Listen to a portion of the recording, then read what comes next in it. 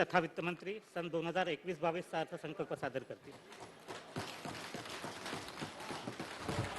अध्यक्ष महाराज, आपल्या परवानगीने मी अर्थसंकल्प वाचेपर्यंत मास्क काढतो। आपण परवानगी द्यावी अशी विनंती।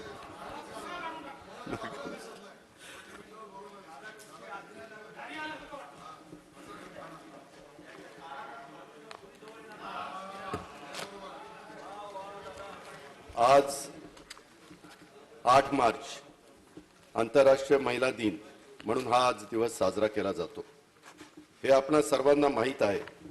त्या निमित्ताने मी सुरुवातीलाच राज्यातील सर्व माता भगिनींना, युवती विद्यार्थिनींना आंतरराष्ट्रीय महिला दिनाच्या शुभेच्छा देतो। राज्याच्या आर्थिक विकास गतिमान करण्यात लोकसंख्येच्या 48% अधिक भाग असलेल्या महिलांचा सहभाग फार मोठा आहे हे मला सुरुवातीला सांगितले पाहिजे। राज्याचा सर्वसमावेशक विकास महिलांच्या सक्रिय सहभागाने साध्य होईल असा आमचा ठाम विश्वास आहे। त्यामुळे या अर्थसंकल्पात महिलांच्यासाठी काही विशेष योजना सुरू करण्याचा शासनाचा मनोदय आहे। त्याची माहिती पुढे येईलच। हा महाराष्ट्र आहे, हा कधी संकटापुढे झुकला नाही, संकटामुळे मागे हटला नाही। इतिहासाची पाने चाळली तर अर्थकारणात कमी असताना स्वराज्य उभा करत याच महाराष्ट्रात सोन्याच्या सिंहासनावर माझा राजा विराजमान झाला आणि त्यांनी रयतेचे राज्य उभा केले। ते केवळ मराठी मुलखातील 18 पगड जाती जमातीच्या एकतेतून आजही कोरोनाच्या महाभयंकर संकटात उभा देश आहे। अर्थकारण हा एक सरकार पुढे मोठा प्रश्न आहे, आव्हान आहे। हे आव्हान पेलवताना राज्यातील आमचं महाविकास आघाडीचं सरकार जोडून या धन उत्तम व्यवहारे जगद्गुरु संत तुकाराम महाराजांचा हा सिद्धांत डोळ्यासमोर ठेवून काम करत आहे। सन 2020-21 या आर्थिक वर्षाच्या 6 मार्च 2020 रोजी सादर केलेल्या अर्थसंकल्पीय भाषणात मी कोविड आजाराचे गांभीर्य विशद केले होते। या विषाणूच्या प्रसाराला त्यावेळेस भारतात नुकतीच सुरुवात झाली होती, पण नंतर 15 दिवसातच देशात टाळेबंदी लागू करावी लागली। कोरोनामुळे उद्भवलेली गंभीर परिस्थितीचा त्यानंतर वर्षभर आपण सर्वांनी अनुभव घेतला। आजही त्या कोविड महामारीशी आपण सर्वजण लढतो आहोत। या लढाईत सहभागी झालेल्या कोविड योद्ध्यांना मी आदरपूर्वक अभिवादन करतो। आजारात बळी पडलेल्या राज्यातील नागरिकांना श्रद्धांजली अर्पण करतो। महिला पोलीस, डॉक्टर, परिचारिका, आशा वर्कर, अंगणवाडी सेविका, स्वच्छता सेविका आणि अन्न क्षेत्रातील कोविड योद्धे म्हणून कामगिरी करणाऱ्या महिलांच्या कार्याचाही इथे सन्मानपूर्वक उल्लेख करतो। अध्यक्ष महोदय, आपल्या अनुमतीने मी आता सन 2021-22 चा आर्थिक वर्षाचा महाविकास आघाडीचा दुसरा अर्थसंकल्प सभागृहाला सादर करतो। कोरोना महामारीच्या काळात सर्वच क्षेत्रातील आरोग्य सेवांमध्ये सुधारणा करण्याची आवश्यकता अधोरेखित झाली आहे। सार्वजनिक आरोग्य विभागाअंतर्गत आरोग्य संस्थांचे बांधकाम श्रेणीवर्धन करून जनतेला उत्तम दर्जाची आरोग्य सुविधा उपलब्ध करून देण्याच्या उद्देशाने सुमारे 7,500 कोटी रुपये किमतीचा प्रकल्प तयार केला असून येत्या 4 वर्षात तो पूर्ण करण्यात येईल। या प्रस्तावात जिल्हा रुग्णालय, मनोरुग्णालय, ट्रॉमा केअर सेंटर, प्राथमिक आरोग्य केंद्र व उपकेंद्राचे बांधकाम तसेच तालुका स्तरावरील रुग्णालयांचे श्रेणीवर्धन आणि बांधकाम यांचा समावेश आहे। राज्याच्या वाढत्या नागरीकरणाच्या पार्श्वभूमीवर शहरी जनतेला दर्जेदार आरोग्य सेवा मिळावी तसेच राष्ट्रीय आरोग्य कार्यक्रमाची प्रभावी परिणामकारक अंमलबजावणी करता यावी यासाठी राज्य शासनाने आरोग्य आयुक्तालयाच्या अधिपत्याखाली संचालक नागरी आरोग्य या कार्यालयाची निर्मिती केली आहे। त्याद्वारे कालबद्ध पद्धतीने अभियान स्वरूपात महानगरपालिका, नगर परिषदा व नगरपंचायतीमध्ये आरोग्य सेवेविषयी पायाभूत सुविधांमध्ये वाढ करून दर्जेदार आरोग्य सेवा उपलब्ध करून देण्यात येणार आहे। येत्या 5 वर्षात त्यासाठी शासनाकडून 5,000 कोटी रुपये उपलब्ध करून देण्यात येतील। त्यापैकी 800 कोटी रुपये यावर्षी म्हणजे सन 2021-22 मध्ये उपलब्ध करून देण्यात येतील। राज्यांमध्ये संसर्गजन्य आजारांच्या उपचारासाठी अद्ययावत रुग्णालय आवश्यक आहे हे कोरोना साथीमुळे स्पष्ट झाले आहे। औंध येथे जिल्हा रुग्णालय परिसरात राज्याचे अद्ययावत संसर्गजन्य आजार संदर्भ रुग्णालय स्थापन करण्यात येईल. विभागीय व जिल्हा पातळीवर या रुग्णालयांची उपकेंद्र टप्प्याटप्प्याने स्थापन करण्याची योजना आहे. हृदयविकाराच्या रुग्णांना प्रकृतीत बिघाड जाणवू लागल्यानंतर 24 तासाच्या आत एंजिओग्राफी करणे आवश्यक असते. त्यासाठी राज्यातील 8 मध्यवर्ती ठिकाणी यावर्षी कार्डियाक कॅथलॅब स्थापन करण्यात येणार आहे. विविध प्रकारच्या कर्करोगांच्या निदानासाठी तालुका स्तरावर राज्यात 150 रुग्णालयांमध्ये आवश्यक सुविधा उपलब्ध करून देण्यात येतील. ज्या शासकीय रुग्णालयांमध्ये आग प्रतिबंधक उपाययोजनांची कमतरता आहे त्या रुग्णालयांमध्ये आग प्रतिबंधक उपकरणे बसवण्यात येतील. सिंधुदुर्ग, उस्मानाबाद, नाशिक, रायगड आणि सातारा येथे नवीन शासकीय वैद्यकीय महाविद्यालय स्थापन करण्याचा निर्णय घेण्यात आला आहे. अमरावती व परभणी येथेही वैद्यकीय महाविद्यालय स्थापन करण्यात येणार आहे. राज्यातील शासकीय वैद्यकीय महाविद्यालयाची क्षमता वाढ आणि स्थापन होणाऱ्या नवीन शासकीय महाविद्यालयांमुळे राज्याची पदवी स्तरावरील 1990 तर पदव्युत्तर स्तरावर 1000 आणि विशेषज्ञांचा 200 जागा वाढणार आहेत. नवीन शासकीय वैद्यकीय महाविद्यालय स्थापन करण्याकरता जमीन, पायाभूत सुविधा, बांधकाम, वित्तपुरवठा, संचालन व देखभाल यासाठी मोठ्या प्रमाणावर निधीची आवश्यकता असते. त्यामुळे नवीन वैद्यकीय महाविद्यालय स्थापन करण्याकरता केंद्र सरकारच्या मार्गदर्शक सूचनानुसार सार्वजनिक खासगी भागीदारीचे धोरण निश्चित करण्याची देखील कार्यवाही सुरू आहे. ग्रँट वैद्यकीय महाविद्यालय मुंबई, बीजे मेडिकल महाविद्यालय पुणे यांना अभिमत विद्यापीठाचा दर्जा देण्याचा राज्य सरकारचा मानस आहे. परिचार्यांची कमतरता आणि संसर्गजन्य आजाराचा वाढता फैलाव विचारात घेऊन रुग्णसेवांशी संबंधित इतर अभ्यासक्रमांमध्ये देखील आमूलाग्र बदल करून रुग्णसेवेशी निगडीत शाखांना प्रोत्साहन व प्राधान्य देण्याचा शासनाचा मानस आहे. त्यासाठी राज्यातील शासकीय वैद्यकीय महाविद्यालयाशी संलग्न 11 शासकीय परिचर्या विद्यालयांचे महाविद्यालयांमध्ये रूपांतर करण्यात येणार आहे. शिवाय 17 शासकीय वैद्यकीय महाविद्यालयांना जोडून भौतिकोपचार व व्यवसायोपचार महाविद्यालयाची टप्प्याटप्प्याने स्थापना करण्यात येणार आहे. कोरोना संसर्गातून बऱ्या झालेल्या रुग्णांमध्ये फुफ्फुस, यकृत व मूत्रपिंडांच्या तसेच मानसिक तणावाच्या तक्रारी उद्भवत असल्याने प्रत्येक जिल्हा रुग्णालयामध्ये व शहरी भागात वैद्यकीय महाविद्यालयामध्ये कोविड पश्चात समुदेशक व उपचार केंद्र सुरू करण्याचा निर्णय शासनाने घेतला आहे. विलासराव देशमुख शासकीय वैद्यकीय शिक्षण संस्था लातूर येथील नवीन बाह्यरुग्ण इमारतीच्या बांधकामासाठी 73 कोटी 29 लाख रुपये तसेच ससून सर्वोपचार रुग्णालय पुणे येथे वर्ग 4 च्या कर्मचाऱ्यांच्या निवासाच्या बांधकामासाठी 28 कोटी 22 लाख रुपये अंदाजित खर्चास मान्यता देण्यात आली आहे. सांगली जिल्हा रुग्णालय तसेच महिला रुग्णालयाची 92 कोटी 12 लाख रुपये अंदाजित किमतीची 2 कामे तसेच आटपाडी येथील ग्रामीण रुग्णालयाचे श्रेणीवर्धन करून त्यांचे उपजिल्हा रुग्णालयात रूपांतर करण्यासाठी 20 कोटी 62 लाख रुपये अंदाजित खर्चास मान्यता देण्यात आली आहे. अन्न व औषध प्रशासनाअंतर्गत कार्यरत अधिकारी व कर्मचारी तसेच औषध व्यावसायिकांकरता सुधारित कायद्याची माहिती देण्यासाठी मोशी जिल्हा पुणे येथे प्रशिक्षण केंद्र स्थापन करण्याचा निर्णय घेण्यात आलेला आहे. सन 2021-22 या वर्षासाठी कार्यक्रम खर्चाकरता सार्वजनिक आरोग्य विभागास 2961 कोटी रुपये नियतव्यय प्रस्तावित आहे. शिवाय अनिवार्य खर्चासाठी 5994 कोटी 28 लाख 89 हजार रुपयांची तरतूद प्रस्तावित आहे. वैद्यकीय शिक्षण विभागास कार्यक्रम खर्चाकरता 1517 कोटी रुपये नियतव्यय प्रस्तावित आहे. शिवाय अनिवार्य खर्चासाठी 4024 कोटी 63 लाख 63 हजार रुपयाची तरतूद प्रस्तावित आहे. अध्यक्ष महोदय, आरोग्यपूर्ण जीवन ही जशी माणसाच्या सुखी आयुष्याची पूर्वअट आहे तसेच राज्याच्या अर्थव्यवस्थेचे आरोग्य कृषी क्षेत्राच्या सुदृढतेवर अवलंबून आहे. केंद्र सरकारने पारित केलेल्या 3 कृषी कायद्यांची तरतुदीच्या विरोधात संपूर्ण देशातील शेतकरी 100 दिवसापेक्षाही अधिक काळ दिल्लीतल्या कडक थंडी, वारा, ऊन, पावसाचा सामना करत आंदोलन करत आहे. शेतकऱ्यांच्या रास्त मागण्यांच्या पाठीशी आम्ही भक्कमपणे सरकार उभे आहे. सन 2020-21 मध्ये उद्योग व सेवा क्षेत्रात घट झाली असतानाही कृषी व संलग्न कार्य क्षेत्रात 11.7% एवढी भरीव वाढ झाली आहे. कठीण काळात राज्याच्या कृषी क्षेत्रानेच अर्थव्यवस्थेला सावरले आहे. या बळीराजाप्रती कृतज्ञता व्यक्त करणं आपल्या सर्वांचेच कर्तव्य आहे. म्हणूनच त्यांच्या उत्पन्नात भरीव वाढ व्हावी यासाठी आम्ही जाणीवपूर्वक प्रयत्न करीत आहोत. शेतमाला संदर्भात व्यवहार अधिकाधिक पारदर्शी व्हावा आणि त्यांना योग्य भाव मिळावा यासाठी हे शासन प्रयत्नशील आहे.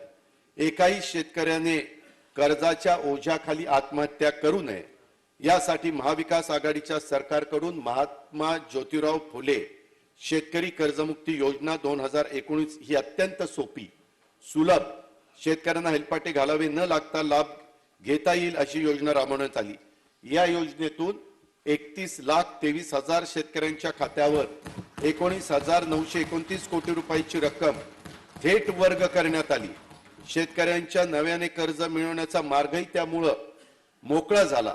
सन 19-20 मध्ये 28,604 कोटी रुपये तर कर्जमुक्तीनंतर सन 2020-21 मध्ये 42,433 कोटी रुपयांचे पीक कर्जाचे वाटप महाराष्ट्रामध्ये पूर्ण करण्यात आले आहे.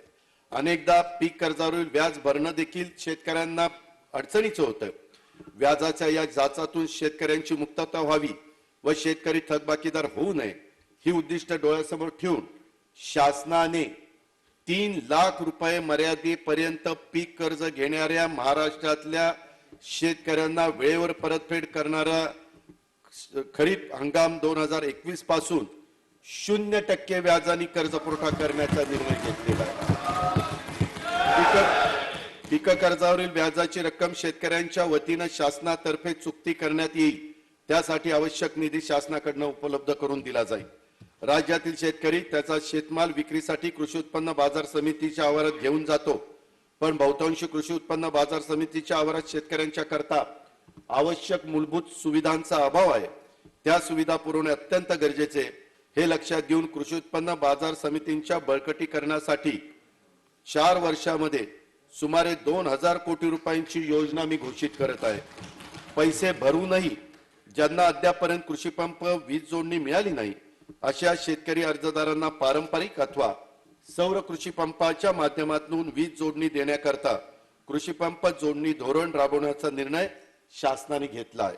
ही योजना राबवण्याकरता महावितरण कंपनीला दरवर्षी 1,500 कोटी रुपये निधी भाग भांडवलाच्या स्वरूपात देण्यात येईल.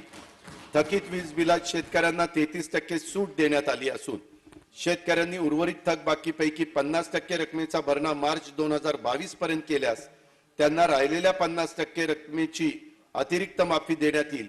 महाविकास आघाडी सरकारच्या वतीनं 44,37,000 शेतकऱ्यांच्या मूळ थकबाकी रकमेच्या जवळपास 66% म्हणजे 30,411 कोटी रुपये इतकी रक्कम ह्याच्यातून माफ केली जाणार आहे. विकेल ते पिके या धोरणाअंतर्गत शेतमालाच्या बाजारपेठ व मूल्य साखळ्यांच्या निर्मितीसाठी एकूण 2,100 कोटी रुपये अंदाजित किमतीचा माननीय बाळासाहेब ठाकरे कृषी व्यवसाय व ग्रामीण परिवर्तन प्रकल्प राबविण्यात येत आहे. त्यातून शेतमालाला योग्य भाव मिळावा यासाठी 1,345 मूल्य साखळी प्रकल्प राबवण्यात येत आहे. फळ व भाजीपाला उत्पादक लहान व सीमांत शेतकऱ्यांच्यासाठी महाराष्ट्र ॲग्रो बिझनेस नेटवर्क प्रकल्प मॅग्नेट प्रभावीपणे राबवण्याचा शासनाचा संकल्प आहे. सदर प्रकल्पाची किंमत 1,000 कोटी रुपये असून प्रकल्प 6 वर्ष राबवला जाणार आहे. शेतमालावरील प्रक्रियेत सुधारणा करणे, नाशवंत मालाचे नुकसान कमी व्हावे यासाठी उपाययोजना करण्याचा समावेश या प्रकल्पामध्ये आहे. त्यामुळं शेतकऱ्यांच्या उत्पन्नात वाढ होण्यास मदत होणार आहे. विदर्भात संत्रा उत्पादक शेतकऱ्यांच्यासाठी अमरावती जिल्ह्यातील वरुड मोर्शी तालुक्यात अत्याधुनिक संत्रे प्रक्रिया प्रकल्प स्थापन करण्यात येणार आहे. मराठवाडा व आसपासच्या भागातील मोसंबी पिकाची गुणवत्ता व उत्पादकता वाढवण्यासाठी औरंगाबाद जिल्ह्यातील पैठण येथे 62 एकर जागेवर सायट्रस इस्टेट स्थापन करण्यात येणार आहे. उत्पन्न वाढीकरता शेतकरी मुख्य पिकासोबत भाजीपाला पिकांची लागवड करतो. शेतकऱ्यांना स्थानिक पातळीवर दर्जेदार भाजीपाला रोपांचा पुरवठा होण्यासाठी प्रत्येक तालुक्यामध्ये किमान एक याप्रमाणे 500 नवीन पुण्यश्लोक अहिल्यादेवी होळकर भाजीपाला रोपवाटिका स्थापन करण्याचा निर्णय शासनाने केला आहे.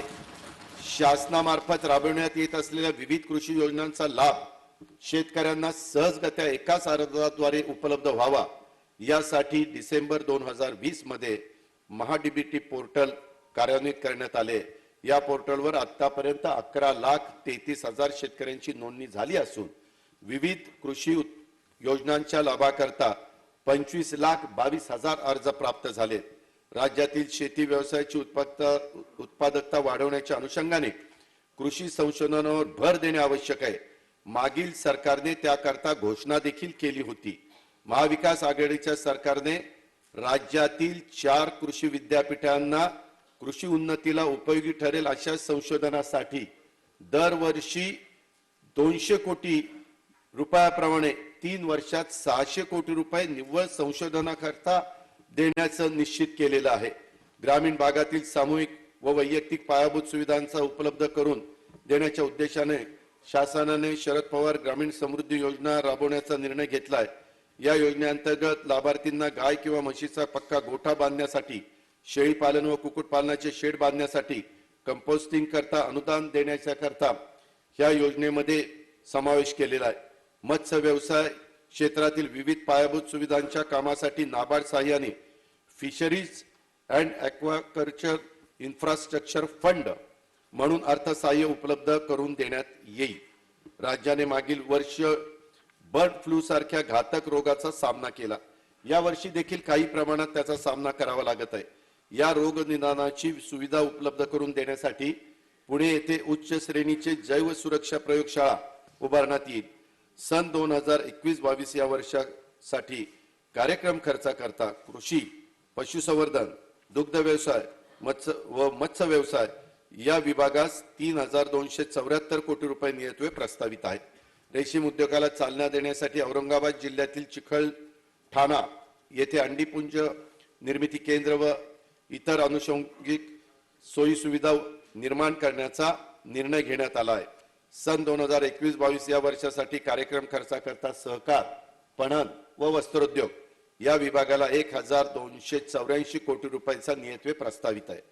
राज्यात जलसंपदा विभागाची 278 प्रकल्पांची कामे सुरू असून त्यामधून 26,88,576 हेक्टर सिंचन क्षमता निर्माण होणे अपेक्षित आहे। त्यातून 8,470 दशलक्ष घनमीटर इतका पाणी साठा निर्माण होणार आहे। प्रधानमंत्री कृषी सिंचन योजनेअंतर्गत 26 प्रकल्पांची कामे हाती घेण्यात आली असून या प्रकल्पांची सुधारित उर्वरित किंमत 21,698 कोटी 21 लाख इतकी आहे। सन 2021-22 या वर्षात 26 पैकी 13 प्रकल्प पूर्ण करण्याचं सरकारचं नियोजन आहे। बळीराजा जलसंजीवनी योजनेअंतर्गत 91 प्रकल्पाची कामे हाती घेण्यात आली असून या प्रकल्पांची सुधारित किंमत 15,325 कोटी 65 लाख इतकी आहे। यापैकी 19 प्रकल्प पूर्ण झाले असून त्यातून 1,02,779 हेक्टर इतकी सिंचन क्षमता निर्माण झाली आहे। जलसंपदा विभागाच्या पूर्णत्वाच्या टप्प्यावर असलेले इतर सिंचन प्रकल्प पूर्ण करण्यात येतील। गोसीखुर्द राष्ट्रीय प्रकल्पासाठी 1,000 कोटी रुपये एवढी भरीव तरतूद प्रस्तावित केली आहे। हा प्रकल्प डिसेंबर 2023 अखेरपर्यंत पूर्ण करण्याचं सरकारचं नियोजन आहे। जागतिक बँकेच्या अर्थसहाय्याने धरण सुरक्षिततेसाठी धरण पुनर्स्थापना व सुधारणा हा प्रकल्प हाती घेण्यात आला आहे। या अंतर्गत 12 धरणांच्या बळकटीकरण व सुधारणांच्या करता 624 कोटी रुपये किमतीच्या कामांना प्रशासकीय मान्यता देण्यात आली आहे। इंदापूर व बारामती तालुक्यातील सुमारे 5,000 हेक्टर क्षेत्रास बंद नलिकांद्वारे सिंचनाचा लाभ देण्यासाठी लाकडी निंबोडी उपसा सिंचन योजना राबवण्यात येत आहे। सन 21-22 या वर्षासाठी कार्यक्रम खर्चाकरता जलसंपदा विभागास 12,951 कोटी रुपयांचा नियतव्यय प्रस्तावित आहे। राज्यातील 600 हेक्टर सिंचन क्षमतेपर्यंतच्या नादुरुस्त असलेल्या जलस्रोतांची विशेष दुरुस्ती मुख्यमंत्री जलसंवर्धन योजनेअंतर्गत करण्यात येत आहे। यातील 7,916 कामांची विशेष दुरुस्ती प्रस्तावित असून त्यावर 1,340 कोटी 75 लाख इतका खर्च अपेक्षित आहे। हा कार्यक्रम मार्च 2023 पर्यंत पूर्ण करण्यात येईल। सन 2021-22 या वर्षासाठी कार्यक्रम खर्चाकरता मृद व जलसंधारण विभागास 3,007 कोटीचा नियतव्यय प्रस्तावित आहे। जून 2020 मध्ये कोकण किनारपट्टीवर निसर्ग चक्रीवादळ, पूर्व विदर्भात निर्माण झालेली पूर परिस्थिती, जून ते ऑक्टोबर या काळात राज्यात झालेली अतिवृष्टी व पुरामुळे बाधित झालेल्या शेतकऱ्यांना 5,724 कोटी रुपये एवढी मदत वितरित करण्यात आली। यावेळी आपत्ती वेळी निर्माण झालेली निकड लक्षात घेऊन नैसर्गिक आपत्तीच्या वेळी तत्पर मदत मिळावी म्हणून राष्ट्रीय आपत्ती निवारण दलाची एक तुकडी महाड जिल्हा रायगड येथे कायमस्वरूपी तैनात करण्याबाबत आपल्या शासनाने केंद्र शासनास विनंती केलेली आहे। सन 2021-22 या वर्षाच्या साठी कार्यक्रम खर्चाकरता मदत पुनर्वसन विभागास 139 कोटी रुपयाचा नियतव्यय प्रस्तावित आहे। शिवाय नैसर्गिक आपत्ती मदत व इतर अनिवार्य खर्चासाठी 11,315 कोटी 78,62,00,000 रुपयांची तरतूद प्रस्तावित आहे। सन 2020-21 मध्ये राज्याच्या स्थूल उत्पन्नात 8% घट झाली आहे। तरी अर्थव्यवस्थेला बळ देण्यासाठी या अर्थसंकल्पात रोजगार निर्मितीच्या व कल्याणकारी योजनांच्या बरोबरच पायाभूत सुविधांच्यावर देखील भर देण्यात आला आहे। हिंदू हृदय सम्राट बाळासाहेब ठाकरे महाराष्ट्र समृद्धी महामार्गाचे काम 44% पूर्ण झाले आहे। 701 किलोमीटर लांबीपैकी 500 किलोमीटर लांबीचा नागपूर ते शिर्डी हा मार्ग महाराष्ट्र दिनी म्हणजेच 1 मे 2021 रोजी वाहतुकीसाठी खुला करण्यात येणार आहे। या महामार्गाचा मराठवाड्यातील नांदेड, हिंगोली, परभणी व जालना या जिल्ह्यांच्या विकासासाठी लाभ व्हावा या उद्देशाने नांदेड ते जालना या 200 किलोमीटर लांबीचे 7,000 कोटी रुपये अंदाजित रकमेचे द्रुतगती मार्गाचे नवीन काम हाती घेण्यात येत आहे। मुंबई पुणे द्रुतगती मार्गावर 10.5 किलोमीटर लांबीच्या 2 भुयारी मार्गांच्या तसेच 2 किलोमीटर लांबीच्या 2 पुलांचा समावेश असलेल्या 6,695 कोटी रुपये किमतीच्या प्रकल्पाचे बांधकाम सुरू असून ते डिसेंबर 2022 पर्यंत पूर्ण करण्याचे नियोजन आहे। मुंबई गोवा महामार्गाला पर्याय ठरणारा आणि कोकणाच्या विकासाचा मार्ग म्हणून ओळखला जाणारा रायगड जिल्ह्यातील रेवस ते सिंधुदुर्ग जिल्ह्यातील रेड्डी या अशा 540 किलोमीटर लांबीच्या सागरी महामार्गाच्या कामासाठी 9,573 कोटी रुपये खर्च अपेक्षित आहे। परराज्यातून तसेच राज्यातील कोकण, मराठवाडा, उत्तर महाराष्ट्रातून मोठ्या प्रमाणात प्रवासी व माल वाहतूक पुणे शहरातून होत असते। शहरातील वाहतुकीवर त्याचा प्रचंड ताण येतो। तो टाळून इंधन तसेच प्रवासी वेळेत बचत होण्याच्या दृष्टीने पुण्याबाहेरून चक्राकार मार्गाची म्हणजेच रिंग रोडची उभारणी ही काळाची गरज आहे। त्यासाठी सुमारे 170 किलोमीटर लांबीच्या 26,000 कोटी रुपये अंदाजित किमतीच्या 8 पदरी चक्राकार मार्गाचे काम हाती घेण्यात येईल। या मार्गामुळे पुणे शहरातील वाहतुकीच्या कोंडीच्या गंभीर समस्येवर मात करता येईल। या कामाच्या भूसंपादनाचे काम याच वर्षी हाती घेण्यात येईल। दक्षिण मुंबईला पूर्व उपनगरांशी जोडणारा पूर्वमुक्त मार्गाचे नामकरण विलासराव देशमुख पूर्वमुक्त मार्ग करण्याचा निर्णय मी येथे जाहीर करीत आहे। राज्यात आतापर्यंत राष्ट्रीय महामार्ग, राज्यमार्ग, प्रमुख जिल्हा मार्ग व इतर जिल्हा मार्ग, ग्रामीण मार्ग मिळून 3,03,842 किलोमीटर पेक्षा जास्त लांबीचे रस्ते विकसित करण्यात आले आहेत। त्यांची कालबद्ध सुधारणा व नियमित देखभाल दुरुस्ती यासाठी निधी उभारण्याकरता सार्वजनिक बांधकाम विभागांतर्गत वित्तीय विकास महामंडळ स्थापन करण्यात येईल। आशाई विकास बँकेच्या अर्थसहाय्यातून पहिल्या टप्प्यामध्ये 5,689 कोटी रुपये अंदाजित किमतीची कामे हाती घेण्यात आली आहेत। सन 21-22 बाह्य सहाय्यातून आणखी 5,000 कोटी रुपयांची कामे हाती घेण्यात येतील। सन 2021-22 या वर्षासाठी कार्यक्रम खर्चाकरता सार्वजनिक बांधकाम विभागास रस्ते विकासासाठी 12,950 कोटी रुपये व इमारतींच्या करता 946 कोटी रुपयाचा नियतव्यय प्रस्तावित आहे। राज्याचे वाढते नागरीकरण लक्षामध्ये घेऊन शहरातील मुख्य बाजारपेठांच्या रस्त्यांची दर्जोन्नती, रुंदीकरण व सुशोभीकरण, नागरी सडक विकास योजना राबवण्याचे सन 2020-21 अर्थसंकल्पात घोषित करण्यात आले होते। या वर्षी या कार्यक्रमाला अधिक गती देण्याचा शासनाचा विचार आहे।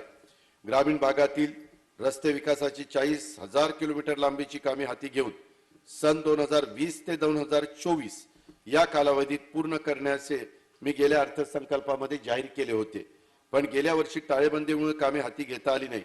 त्यातील 10,000 किलोमीटर लांबीची कामे या वर्षी 2021-22 मध्ये हाती घेण्यात येतील। सन 2021-22 या वर्षाकरता कार्यक्रम खर्चाकरता ग्रामविकास विभागास 7,350 कोटी रुपयाचा नियतव्य प्रस्तावित आहे. पुणे नाशिक या मध्यम अतिजलद रेल्वे मार्गाचे काम हाती घेण्यास महाविकास आघाडी शासनाने आजच काही मिनिटांपूर्वी कॅबिनेटला मान्यता दिली. या रेल्वे मार्गाची प्रस्तावित लांबी 235 किलोमीटर असून मार्गावर पुणे, अहमदनगर, नाशिक जिल्ह्यात एकूण 24 स्थानके प्रस्तावित आहेत. या मध्यम अतिजलद रेल्वेची गती 200 किलोमीटर प्रति तास एवढी असणार आहे. प्रकल्पाचा अपेक्षित खर्च 16,039 कोटी इतका राहील. नागपूर शहर, वर्धा, रामटेक, भंडारा रोड व नरखेड ही शहरं नागपूर मेट्रो मार्गाला जोडण्यासाठी वातानुकूलित ब्रॉडगेज मेट्रो ट्रेन हा 269 किलोमीटर लांबीचा प्रकल्प, नाशिक शहरामध्ये 33 किलोमीटर लांबीचा 2,100 कोटी रुपये किमतीचा नाशिक मेट्रो नियो प्रकल्प, ठाणे शहरांतर्गत मेट्रो लाईन प्रणालीवर आधारित 7,165 कोटी खर्चाचा वर्तुळाकार मेट्रो प्रकल्प, तसेच पिंपरी चिंचवड ते निगडी कॉरिडॉर क्रमांक 1 हा 946 कोटी 73 लाख रुपये किमतीचा प्रकल्प हे मेट्रो प्रकल्प हाती घेण्यात आले आहेत. याशिवाय राज्यात अहमदनगर, बीड, परळी, वर्धा, यवतमाळ, नांदेड व नागपूर येथील इतवारी ते नागबीड या रेल्वे मार्गाचे काम देखील वेगाने सुरू आहे. राज्य परिवहन महामंडळाच्या डिझेलवर चालणाऱ्या जुन्या बसेस पर्यावरण पूरक सीएनजी व विद्युत बसेसमध्ये रूपांतर करण्याचे शासनाने ठरवलेले आहे. शिवाय बस स्थानकांचे आधुनिकीकरणाचे काम हाती घेण्यात आलेले आहे. त्यासाठी 1,400 कोटी रुपयाचा नियतव्यय उपलब्ध करून देण्याचे प्रस्तावित आहे. सन 2021-22 या वर्षासाठी कार्यक्रम खर्चाकरता परिवहन विभागास एकूण 2,570 कोटी रुपयाचा नियतव्यय प्रस्तावित आहे. शिर्डी विमानतळावरील नवीन हवाई वाहतूक नियंत्रण मनोरा, रात्रीच्या उड्डाणाची सुविधा तसेच प्रवासी सेवांची कामे सुरू आहेत. अमरावती जिल्ह्यातील बेलोरा येथील विमानतळाच्या धावपट्टीचा विस्तार, नवीन टर्मिनल बिल्डिंग तसेच रात्रीच्या विमान वाहतुकीची सुविधा उपलब्ध करून देण्याचे काम प्रगतीपथावर आहे. सोलापूर शहराजवळ बोरामणी येथे ग्रीनफील्ड विमानतळ विकसित करण्यास आम्ही कटिबद्ध आहोत. या विमानतळासाठी भूसंपादनाची प्रक्रिया अंतिम टप्प्यात आहे. सिंधुदुर्ग जिल्ह्यात चिपी विमानतळावर विमान सेवा सुरू करण्याची बाब अखेरच्या टप्प्यात आहे. पुणे येथे नवीन आंतरराष्ट्रीय विमानतळ उभारण्याचे शासनाचे प्रशासकीय व वित्तीय मान्यता दिली आहे. या कामाचा तांत्रिक व आर्थिक सुसज्जता अहवाल तयार करण्याचे काम प्रगतीपथावर आहे. शिवणी, अकोला येथे मोठ्या विमानांच्या उड्डाणासाठी धावपट्टी वाढवणे व इतर कामांच्यासाठी भूसंपादनाची कारवाई सुरू आहे. उजळाईवाडी, कोल्हापूर येथील विमानतळाची धावपट्टी विस्तारीकरणाचे तसेच रात्रीच्या उड्डाणासाठीची कामे देखील प्रस्तावित आहेत. या सर्व विमानतळाच्या कामाच्या करता जेवढ्या निधीची गरज असेल तो निधी राज्य सरकार उपलब्ध करून देईल. सन 2020-21 या आर्थिक वर्षात प्रधानमंत्री आवास योजना, रमाई घरकुल योजना व शबरी घरकुल योजनेअंतर्गत प्रलंबित दायित्वाकरता एकूण 2,924 कोटी 88 लाख रुपयाचा निधी या सरकारने वितरित केला आहे. सन 2021-22 या आर्थिक वर्षात घरकुल योजनांच्यासाठी 6,829 कोटी 52 लाख रुपयाचा नियतव्यय प्रस्तावित केलेला आहे. राज्यातील इयत्ता 12वी पर्यंतच्या दर्जेदार शिक्षणासाठी शिक्षण क्षेत्रात मूलभूत सुधारणांच्या करता शिक्षण पद्धतीचे अध्ययन व परिणाम यांचे बळकटीकरण यासाठी जागतिक बँकेच्या सहकार्याने स्टार्स योजना राबवण्याचा निर्णय घेण्यात आला आहे. या योजनेची अंदाजित किंमत 976 कोटी 39 लाख रुपये आहे. शासकीय व जिल्हा परिषद शाळांच्या जीर्णावस्थेतील इमारतीच्या पुनर्बांधणीच्या व दुरुस्ती करण्याकरता 3,000 कोटी रुपयांचा आराखडा तयार करण्यात आला असून त्यासाठी आवश्यक निधी उपलब्ध करून देण्यात येणार आहे. देशातील पहिली सैनिकी शाळा 1961 मध्ये सातारा येथे स्थापन करण्यात आली. या शाळेच्या मूलभूत सुविधांच्या विकासासाठी येत्या 3 वर्षात 300 कोटी रुपये उपलब्ध करून देण्याचे प्रस्तावित असून सन 2021-22 या वर्षात त्यापैकी 100 कोटी रुपयाचा नियतव्यय प्रस्तावित आहे. ग्रामीण मागील अर्थसंकल्पीय भाषणात मी आंतरराष्ट्रीय दर्जाच्या क्रीडा विद्यापीठाची स्थापना करण्यात येईल असे घोषित केले होते. त्यानुसार पुणे येथे महाराष्ट्र आंतरराष्ट्रीय क्रीडा विद्यापीठ स्थापन करण्यात आले आहे. पहिल्या टप्प्यामध्ये तिथे क्रीडा विज्ञान, क्रीडा तंत्रज्ञान, क्रीडा शिक्षण, क्रीडा प्रशिक्षण अशा 4 अभ्यासक्रमांच्यासाठी एकूण 200 विद्यार्थ्यांना प्रवेश देण्यात येणार आहे. सन 2021-22 या वर्षाच्या साठी कार्यक्रम खर्चाकरता शालेय शिक्षण व क्रीडा विभागास 2,461 कोटी रुपयाचा नियतव्य प्रस्तावित आहे. सध्याच्या काळात देशात फसव्या विज्ञानाचा जाणीवपूर्वक प्रसार होत असताना पुरोगामी महाराष्ट्रातील भावी पिढी अभिजात वैज्ञानिक दृष्टिकोन रुजवणे ही आपल्या सर्वांची जबाबदारी आहे. त्या अनुषंगाने प्रत्येक महसुली मुख्यालयाच्या जिल्ह्यांमध्ये अत्याधुनिक राजीव गांधी विज्ञान व तंत्रज्ञान पार्क स्थापन करण्याचा निर्णय या शासनाने घेतलेला आहे. त्यासाठी प्रत्येकी 50 कोटी रुपये अशा प्रकारे एकूण 300 कोटी रुपयाचा खर्च अपेक्षित आहे. नेहरू सेंटर मुंबई या संस्थेत अत्याधुनिक यंत्राची खरेदी आधुनिकीकरण व नूतनीकरणाच्यासाठी 10 कोटी रुपयाचा निधी उपलब्ध करून देण्यात येत आहे.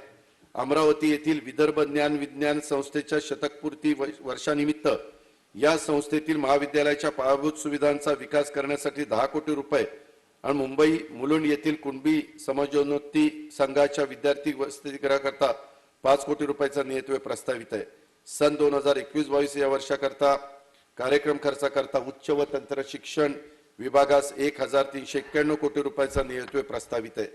युवकांना यापुढील काळात रोजगारांसाठी नवनवीन कौशल्य प्राप्त करणे आवश्यक ठरणार आहे.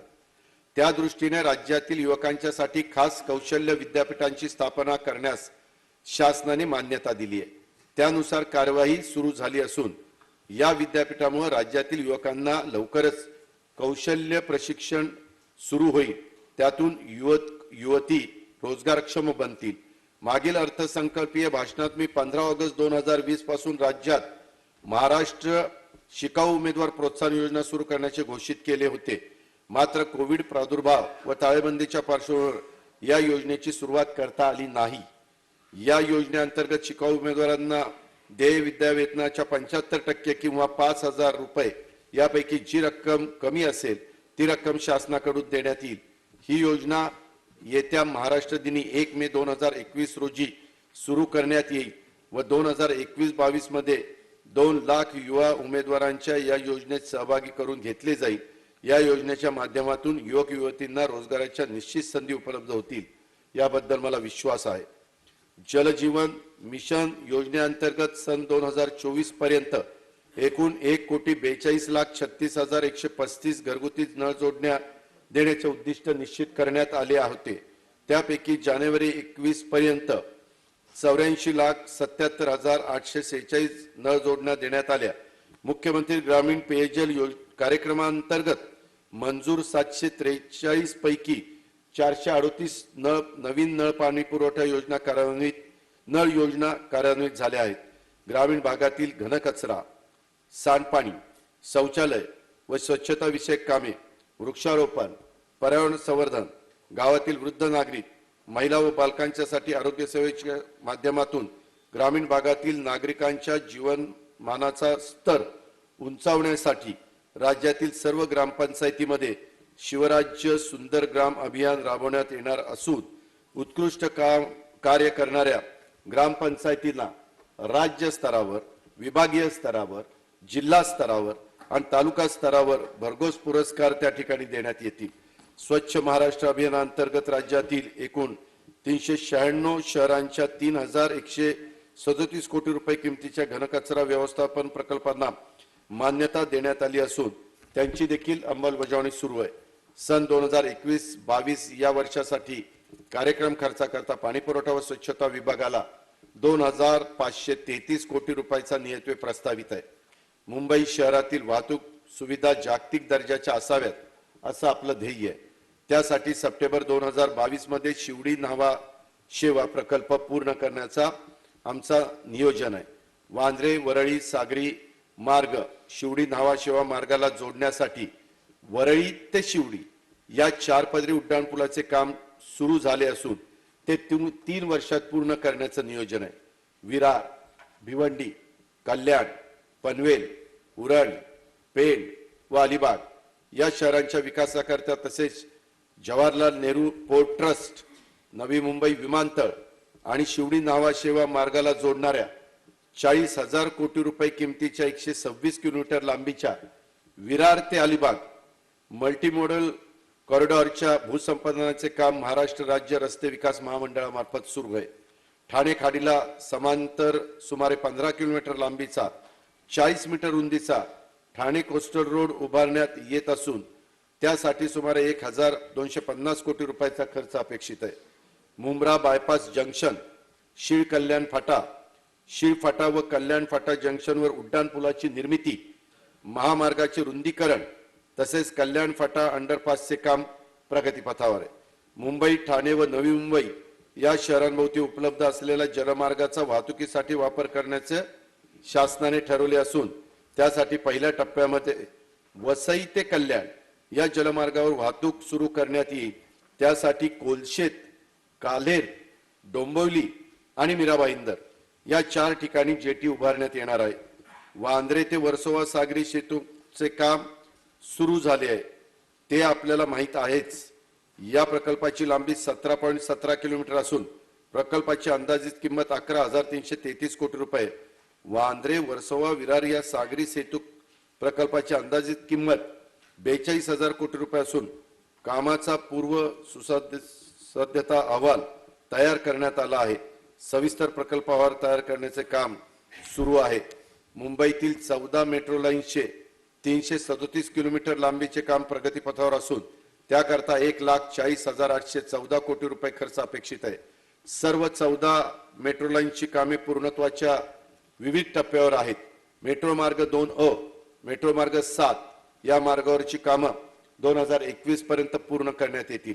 गोरेगाव मुलुंड लिंक रोड प्रकल्पाची किंमत 6,600 कोटी रुपये असून कामाची निविदा विषयक कारवाई सुरू आहे. मुंबई किनारी मार्ग कोस्टल रोड प्रकल्पाचे काम जलद गतीने सुरू असून हा मार्ग सन 2024 पूर्वी पूर्ण करण्याचे नियोजन आहे. सध्या या प्रकल्पाच्या दक्षिण मुंबईतील बोगद्याचे काम सुरू आहे. मुंबई शहरातील रेल्वे रुळावरील 7 उड्डाण पुलांची देखील कामं हाती घेण्यात आलेली आहेत. हिंदू हृदय सम्राट स्वर्गीय बाळासाहेब ठाकरे यांच्या स्मारकासाठी 400 कोटी रुपये खर्चास मान्यता देण्यात आलेली आहे. वांद्रे कुर्ला संकुलातील सिटी पार्क ते महाराष्ट्र निसर्ग उद्यानादरम्यान त्यांना जोडणारा पादचारी पूल उभारण्यात येणार असून या प्रकल्पाकरता 98 कोटी 81 लाख रुपये खर्च अपेक्षित आहे. वांद्रे कुर्ला संकुलातील सायकल मार्गावरील बॅटरीवर चालणाऱ्या सायकलींना अभूतपूर्व प्रतिसाद मिळत आहे. त्यामुळे येत्या वर्षभरात मुंबईतील पूर्व पश्चिम द्रुतगती मार्गावर मुंबई महानगर क्षेत्र विकास महामंडळामार्फत सायकलिंगकरता स्वतंत्र मार्गिका तयार करण्याचे काम हाती घेण्यात येणार आहे. बृहन्मुंबई महानगरपालिकेच्या माध्यमातून वरळी, वांद्रे, धारावी, घाटकोपर, भांडूप, वर्सोवा व मालाड येथे सांडपाणी प्रक्रिया केंद्र उभारण्याचा निर्णय झाला असून त्याकरता 19,500 कोटी रुपयाचा खर्च अपेक्षित आहे.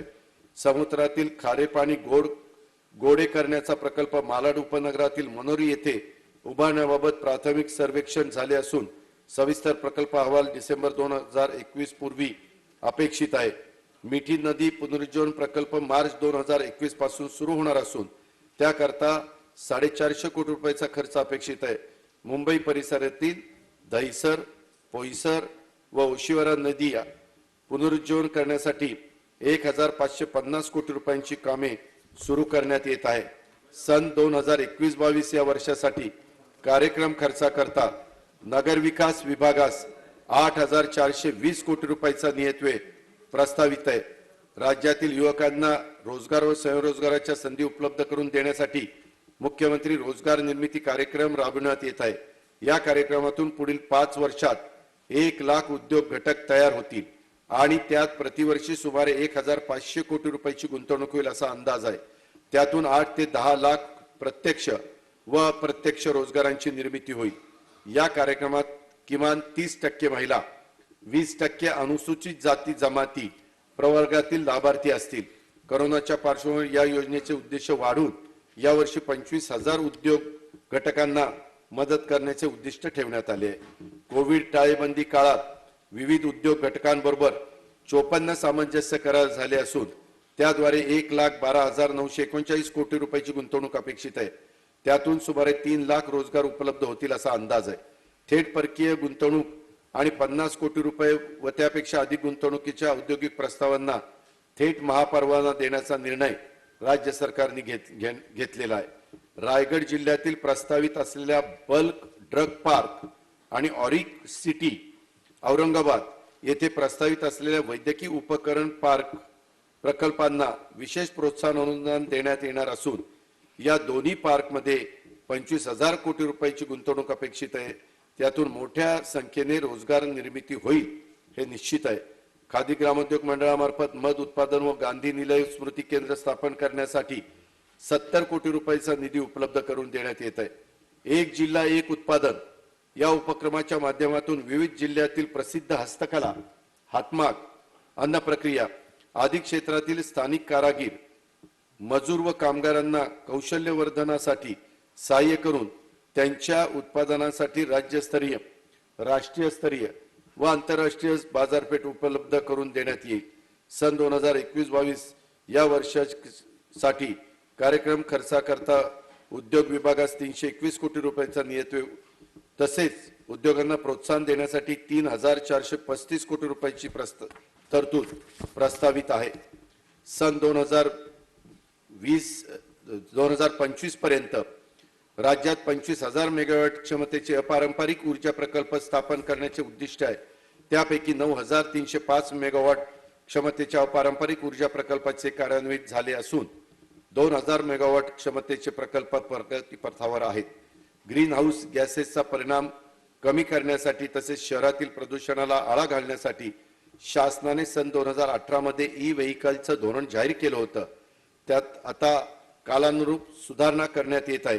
राज्यामध्ये नागपूर मुंबई समृद्धी महामार्ग, मुंबई पुणे द्रुतगती महामार्ग, मुंबई नाशिक महामार्गावर mega electric vehicle charging centre स्थापन करण्यात येणार आहेत. सन 2021-22 या वर्षासाठी कार्यक्रम खर्चाकरता ऊर्जा विभागास 9,453 कोटी रुपयाचा नियतव्यय प्रस्तावित आहे. माझ्या भाषणाच्या सुरुवातीलाच मी आजचे 8 मार्चचे महत्त्व त्या ठिकाणी सांगितले होते. आजच्या महिला दिनी मी आता विद्यार्थिनी, गृहिणी व कष्टकरी महिलांच्यासाठी या शासनाच्या नव्या योजना जाहीर करत आहे. अध्यक्ष महोदय, शुभ शकुनांचं तोरण तू, मांगल्याचं औक्षण तू, जिस्तानाही दरवळणार देवाऱ्यातील चंदन तू. स्त्री नसते केवळ वस्तू, ती नसते केवळ जननी, ती असते नवनिर्मितीची गाथा, जिथे आपण सर्वांनी टेकावा माथा. अध्यक्ष महोदय, ज्या महिलेमुळं घराला घरपण येतं त्या घरावर तिचं नाव असावं ही माझ्या माय भगिनींची अपेक्षा अवाजवी नाही. महिला सक्षमीकरणाच्या प्रक्रियेचाच तो भाग आहे. राज्यातील तमाम महिलांच्या अपेक्षेला न्याय देणारी राजमाता जिजाऊ गृहस्वामिनी योजना आज मी घोषित करत आहे. कोणतेही कुटुंब यापुढे राज्यात घर विकत घेईल तेव्हा त्याची नोंदणी गृहलक्ष्मीच्या नावावर व्हावी व ती खऱ्या अर्थाने गृहस्वामिनी बनावी. यासाठी प्रोत्साहन म्हणून दिनांक 1 एप्रिल 2021 पासून गृह खरेदीची नोंदणी त्या कुटुंबातील महिलेच्या नावावर झाल्यास मुद्रांक शुल्काच्या प्रचलित दरामध्ये सवलत देण्यात येईल. त्याबाबतचा तपशील मी भाग 2 मध्ये जाहीर करेन. हे घर महिलेच्याच नावाने असलं पाहिजे, तिला त्याच्यामध्ये शुल्कामध्ये, मुद्रांक शुल्कामध्ये सवलत दिली जाणार. आपले राज्य, ते सांगतो ना भाग 2 मध्ये, जरा दम धरा, जरा दमानी. आपले राज्य हे महिला धोरणांच्या बाबतीत नेहमीच अग्रेसर राज्य आहे. मुलींच्या शिक्षणासाठी राज्यात अनेक प्रागतिक पावले उचलली आहेत. मुलींचे 12वी पर्यंतचे शिक्षण मोफत केले आहे. आता मी राज्यातील सर्व ग्रामीण तालुक्यातील विद्यार्थिनींना आपल्या गावापासून शाळेपर्यंत जाण्यासाठी राज्य परिवहन महामंडळाच्या बसने मोफत प्रवासाची सोय उपलब्ध करून देणारी राज्यव्यापी योजना जाहीर करत आहे. ही योजना क्रांतीज्योती सावित्रीबाई फुले यांच्या नावाने सुरू करण्यात येईल. या योजनेसाठी शासनाकडून राज्य परिवहन मंडळाला पर्यावरणपूरक 1,500 CNG व हायब्रिड बस प्राधान्याने उपलब्ध करून देण्यात येतील. शिवाय मोठ्या शहरातील महिलांच्या सुलभ सुरक्षित प्रवासासाठी तेजस्विनी योजनेअंतर्गत आणखीन विशेष महिला बस उपलब्ध करून देण्याची घोषणा देखील मी याचबरोबर त्या ठिकाणी करतोय. अध्यक्ष महोदय, आंतरराष्ट्रीय कृषी विकास निधी सहाय्यित नवतेजस्विनी महाराष्ट्र ग्रामीण महिला उद्यम विकास हा एकूण 522 कोटी 98 लाख रुपये खर्चाचा प्रकल्प असून हा प्रकल्प 6 वर्षाच्या कालावधीकरता राबवण्यात येणार आहे. या प्रकल्पाच्या माध्यमातून स्वयंसहाय्यता बचत गटातील 10 लाख महिलांना उपजीविकेसाठी साधने व उपलब्ध होतीलच, शिवाय त्यांच्या व्यवसायामध्ये मूल्यवृद्धी देखील होईल. महिला व बाल शक्तीकरण योजनेसाठी जिल्हा वार्षिक योजनेच्या 3% नियतवे राखून ठेवण्याचा निर्णय या वर्षापासून सरकारने घेतलेला आहे. त्यातून प्रत्येक वर्षी कमीत कमी 300 कोटी रुपयाचा नियतवे जिल्ह्याच्या स्तरावर त्या ठिकाणी उपलब्ध होणार आहे. आजच्या महिला दिनाच्या निमित्तानं राज्य राखीव पोलीस दलाची राज्यातली पहिली स्वतंत्र महिला गट स्थापन करण्याची घोषणा देखील मी या निमित्तानं करतो. सन 2021-22 या वर्षासाठी कार्यक्रम खर्चाकरता महिला व बाल विकास विभागास 2247 कोटी रुपयाचा नियतव्यय प्रस्तावित आहे. केंद्राकडून प्राप्त होणारा 1398 कोटी 66 लाख रुपयाचा नियतव्यय विचारात घेता या विभागासाठी तरतूद 3767 कोटी रुपयाची प्रस्तावित आहे. करोना काळातील टाळेबंदीचा फटका समाजातील सर्वच घटकांना बसला असला तरी या काळात सर्वाधिक कुचंबना झाली ती असंघटित क्षेत्रातल्या कष्टकऱ्यांची. त्यातही घरकाम करणाऱ्या आमच्या माय भगिनींची दुरवस्था आणखी दुर्दैवी होती. या माय भगिनींना यापुढे अशा संकटात मदतीपासून वंचित राहू नयेत म्हणून त्यांची नोंदणी व त्यांना आधार ठरेल अशी संत जनाबाई सामाजिक सुरक्षा व कल्याण योजना मी जाहीर करीत आहे.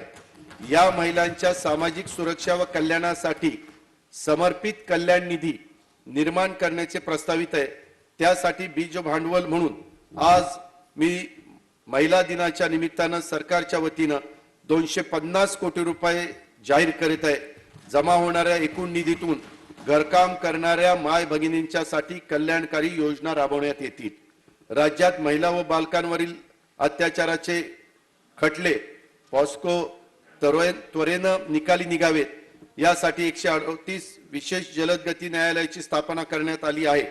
त्यासाठी 103 कोटी 50 लाख रुपये खर्च होणार असून आवश्यक मनुष्यबळास मान्यता देण्यात आली आहे.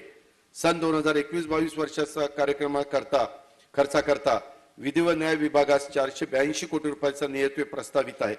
सार्वजनिक वितरण व्यवस्थेअंतर्गत गहू, तांदूळ, तूर, मका इत्यादी धान्याची पुरेशी साठवणूक क्षमता निर्माण करण्यासाठी नाबार्डच्या साहाय्याने राज्यात 280 नवीन गोदामे बांधण्यात येणार आहेत.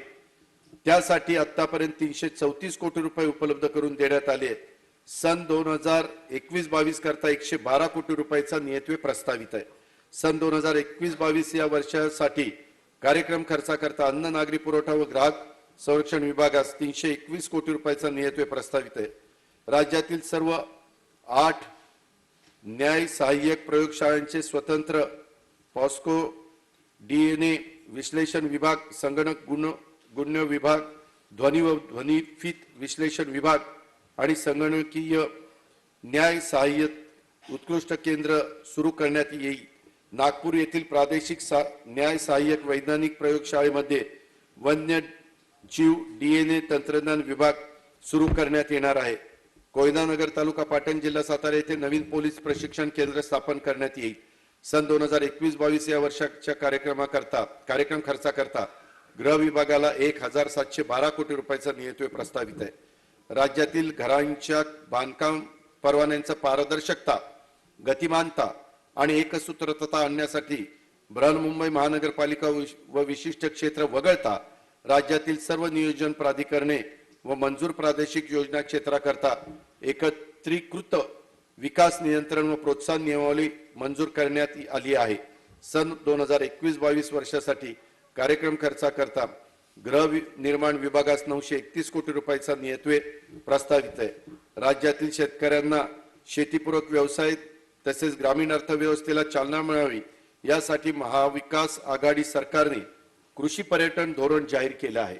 समुद्र किनाऱ्यावर स्थानिकांना रोजगाराच्या संधी व पर्यटकांना आकर्षक म्हणून राज्याचे बीच शॅक आणि कॅराव्हॅन पर्यटन धोरण जाहीर करण्यात आले आहे. महाराष्ट्र राज्य निसर्ग पर्यटन धोरणही लवकरच जाहीर करण्यात येणार आहे. हेरिटेज वॉक या उपक्रमास मुंबई शहरात उत्कृष्ट प्रतिसाद मिळत आहे, हेही या निमित्तानं आपल्याला सांगितले पाहिजे. महाबळेश्वर, पाचगणी तसेच लोणार सरोवराच्या विकासाचा आराखडा अंतिम झाला असून त्याकरता आवश्यक निधी उपलब्ध करून देण्यात येतो आहे. पालघर या आदिवासी बहुल नवीन जिल्ह्यातील जव्हार येथे गिरिस्थान पर्यटन स्थळ विकसित करण्यात येणार असून या जिल्ह्यातील समुद्र किनाऱ्यांच्या विकासाची कामे देखील हाती घेण्यात येत आहे. वरळी दुग्धशाळेच्या 14 एकर जागेवर आंतरराष्ट्रीय दर्जाच्या पर्यटन संकुलाची निर्मिती करण्याची घोषणा मागील अर्थसंकल्पाच्या भाषणात मी केली होती. सदर पर्यटन केंद्राच्या विकासासाठी जागा हस्तांतरणाची प्रक्रिया सविस्तर प्रकल्प अहवाल तयार करण्याचे काम त्या ठिकाणी चालू आहे. लवकरच त्याही प्रकल्पाचे काम सुरू होईल. काशीद तालुका मुरुड जिल्हा रायगड येथे पर्यटनासाठी जेटी विकसित करणे व भगवती बंदर तालुका जिल्हा रत्नागिरी येथे क्रूज टर्मिनलचे बांधकाम अशी 2 कामे हाती घेण्यात आली आहेत. सन 2021-22 या वर्षासाठी कार्यक्रम खर्चाकरता पर्यटन विभागास 1367 कोटी रुपयाचा निधीत्व प्रस्तावित आहे. महाराष्ट्र राज्याच्या वैभवशाली इतिहास दर्शवणारे आणि कला व सांस्कृतिक घडामोडीचे महासांस्कृतिक केंद्र ठरेल असे महाराष्ट्र राज्य संग्रहालय उभारण्याचा शासनाचा मानस आहे. सन 2021-22 या वर्षासाठी कार्यक्रम खर्चाकरता सांस्कृतिक कार्य विभागास 161 कोटी रुपयाचा निधीत्व प्रस्तावित आहे. पुण्यातील साखर संकुलात सुमारे 40 कोटी रुपये खर्चून साखर संग्रहालय उभारण्याचे प्रस्तावित असून या संग्रहालयामध्ये महाराष्ट्रातील साखर उद्योगात कालानुरूप झालेली प्रगती, साखर व इतर अनुषंगिक उद्योगांविषयी माहिती त्यामध्ये देण्यात येईल. आपल्या प्राचीन परंपरा, श्रद्धास्थाने व संस्कृतीचे जतन करणे हे आपल्या सर्वांचे आद्य कर्तव्य आहे. शेकडो वर्षाचा वारसा असलेल्या व स्थापत्य शैलीसाठी प्रसिद्ध असलेल्या प्राचीन मंदिरांचे जतन व संवर्धन करण्याचे काम म्हणूनच आमच्या शासनाने प्राधान्याने ठरवलेले आहे. पहिल्या टप्प्यात राज्यातील निवडक 8 प्राचीन वैशिष्ट्यपूर्ण मंदिरे त्यासाठी निवडली आहेत. दूतपापेश्वर मंदिर तालुका राजापूर जिल्हा रत्नागिरी, कोपेश्वर मंदिर खिद्रापूर तालुका शिरोळ जिल्हा कोल्हापूर, एकविरा माता मंदिर कार्ले तालुका मावळ जिल्हा पुणे, गोंदेश्वर मंदिर तालुका सिन्नर जिल्हा नाशिक, खंडोबा मंदिर सातारा तालुका व जिल्हा औरंगाबाद, भगवान पुरुषोत्तम मंदिर पुरुषोत्तमपुरी तालुका माजलगाव जिल्हा बीड, आनंदेश्वर मंदिर लासूर तालुका दर्यापूर जिल्हा अमरावती व शिवमंदिर मार्कंडा तालुका चारमोशी जिल्हा गडचिरोली या मंदिराचा त्यामध्ये पहिल्या टप्प्यात समावेश आहे. या कामासाठी 2021-22 मध्ये 101 कोटी रुपयाचा निधीत्व प्रस्तावित आहे. अनुसूचित जाती व नवबौद्ध घटकांतील विद्यार्थ्यांसाठी प्रत्येक जिल्ह्यातील एक शासकीय निवासी शाळेमध्ये पथदर्शी तत्वावर इयत्ता 6वी पासून CBSE अभ्यासक्रम सुरू करण्यात येईल. दिव्यांगत्वाचे यापूर्वी 6 प्रकार होते, त्यात वाढ करून दिव्यांगत्वाच्या यादीमध्ये आता 21 प्रकारांचा समावेश करण्यात आला आहे. दिव्यांग व्यक्तींच्या गरजा ओळखून त्यांना मदत होईल असे वेब ॲप्लिकेशन तयार करण्यात येत आहे. तृतीयपंथी घटकातील व्यक्तींना कौशल्य विकासाचे प्रशिक्षण देऊन शाश्वत रोजगारांची संधी उपलब्ध करून देण्यासाठी नवीन बीज भांडवल योजना सुरू करण्यात येणार आहे. स्वर्गीय गोपीनाथ मुंडे ऊसतोड कामगार महामंडळाला कल्याणकारी योजना राबवण्यासाठी पुरेसा निधी उपलब्ध व्हावा यासाठी साखर कारखान्यांकडून ऊस गाळपानुसार प्रति टन 10 रुपये आकारून प्राप्त होणाऱ्या निधीच्या समप्रमाणातच राज्य सरकार दरवर्षी अनुदान देईल. म्हणजे तिथनं 10 रुपयांनी 100 कोटी जमा झाले तर राज्य सरकार 100 कोटी देईल, असे 200 कोटी असे दरवर्षी त्या स्वर्गीय गोपीनाथ मुंडे ऊसतोड कामगार महामंडळ कल्याणकारी योजनेला आपण निधी देतो आणि त्याच्यातनं ह्या सगळ्या कल्याणकारी योजना सुरू होणार. 2021-22 या वर्षासाठी कार्यक्रम खर्चांतर्गत सामाजिक व विशेष सहाय्य विभागात सर्वसाधारण योजनेतून 2675 कोटी रुपये व अनुसूचित जाती घटक योजनेत 10635 कोटी असा 13310 कोटी रुपयाचा निधीत्व प्रस्तावित आहे. शासकीय आदिवासी आश्रमशाळांचे मॉडेल निवासी शाळांमध्ये रूपांतर करण्याचे प्रस्तावित असून पहिल्या टप्प्यात 100 आश्रम शाळांची कामे हाती घेण्यात येणार आहेत। राज्यामध्ये या घडीला 25 एकलव्य मॉडेल निवासी शाळा सुरू आहेत। या शाळांमध्ये इयत्ता 6वी ते 12वी पर्यंत सीबीएसई अभ्यासक्रमाचे शिक्षण देण्यात येते। पुढील 3 वर्षांमध्ये या शाळांमध्ये टप्प्याटप्प्याने सीबीएसई अभ्यासक्रमांचे इयत्ता 1ली ते 5वीचे वर्ग सुरू करण्यात येणार आहे। राज्यात कातकरी, कोलाम व माडिया गोंड या 3 आदिम जमाती आहेत। रायगड जिल्ह्यातील सुधागड तालुक्यातील जांभूळपाडा येथे पथदर्शी तत्वावर कातकरी समाजाची एकात्मिक वसाहत वसवण्याचे प्रस्तावित आहे। या वसाहतीमध्ये आदिम जमातीच्या लाभार्थ्यांना घरकुल, शैक्षणिक व आरोग्यविषयक सुविधा, रोजगार निर्मितीसाठी कौशल्य प्रशिक्षण उपलब्ध करून देण्यात येणार आहे। कोलाम व माडिया गोंड या आदिम जमातीसाठी देखील अशाच प्रकारची एकात्मिक वसाहती वसवण्याचे प्रस्तावित आहे। 21-22 या वर्षासाठी कार्यक्रम खर्चाकरता आदिवासी विकास विभागास 9,738 कोटी रुपयाचा नियतवे प्रस्तावित आहे। वेगवेगळ्या समाज घटकांच्या उन्नतीसाठी स्थापन करण्यात आलेल्या महाज्योती, सारथी, बार्टी या संस्थांना विविध योजनांची अंमलबजावणी करण्याकरता प्रत्येकी 150 कोटी रुपयाची तरतूद उपलब्ध करून देण्यात येत आहे। अध्यक्ष महोदय, ही उद्याच्याला कमी पडली तर अजून त्यामध्ये वाढून देण्याची शासनाची तयारी आहे। श्री अण्णासाहेब पाटील आर्थिक मागास विकास महामंडळाला 100 कोटी एवढे अतिरिक्त भाग भांडवल उपलब्ध करून देण्यात येत आहे। महाराष्ट्र राज्य इतर मागासवर्गीय वित्त व विकास महामंडळाची कोकण विभागाकरता उपकंपनी असलेल्या शामराव पेजे कोकण व इतर मागासवर्गीय आर्थिक विकास महामंडळासाठी 50 कोटी रुपये अतिरिक्त भाग भांडवल उपलब्ध करून दिले जाणार आहे। महाराष्ट्र राज्य इतर मागासवर्गीय वित्त आणि विकास महामंडळाच्या भाग भांडवलाकरता 100 कोटी रुपयाचा अतिरिक्त निधी उपलब्ध करून देण्यात येत आहे। वसंतराव नाईक विमुक्त जाती भटक्या जमाती विकास महामंडळाच्या भाग भांडवलीकरता 100 कोटी रुपयाचा अतिरिक्त निधी उपलब्ध करून देण्यात येत आहे। धनगर समाजाच्या राज्यात पुण्यश्लोक अहिल्यादेवी होळकर घरकुल योजना राबवण्यास मान्यता देण्यात आली आहे। त्याच धर्तीवर विमुक्त जाती अ, भटक्या जमाती ब, भटक्या जमाती ड, विशेष मागास प्रवर्ग आणि इतर मागास प्रवर्गातील लाभार्थ्यांच्या करता क्रांतीज्योती सावित्रीबाई फुले घरकुल योजना राबवण्याचे प्रस्तावित आहे। सन 2021-22 या वर्षासाठी कार्यक्रम खर्चाकरता इतर मागास बहुजन कल्याण विभागास 3,210 कोटी रुपयाचा नियतवे प्रस्तावित आहे। राज्यात डोंगरी विभागातील गावे, वाड्या वस्त्या तसेच डोंगर पठारावरील वस्त्यांच्या मध्ये मूलभूत सुविधा उपलब्ध करून देण्यासाठी डोंगरी विकास निधी व इतर योजनांतून निधी उपलब्ध करून देण्यात येतो।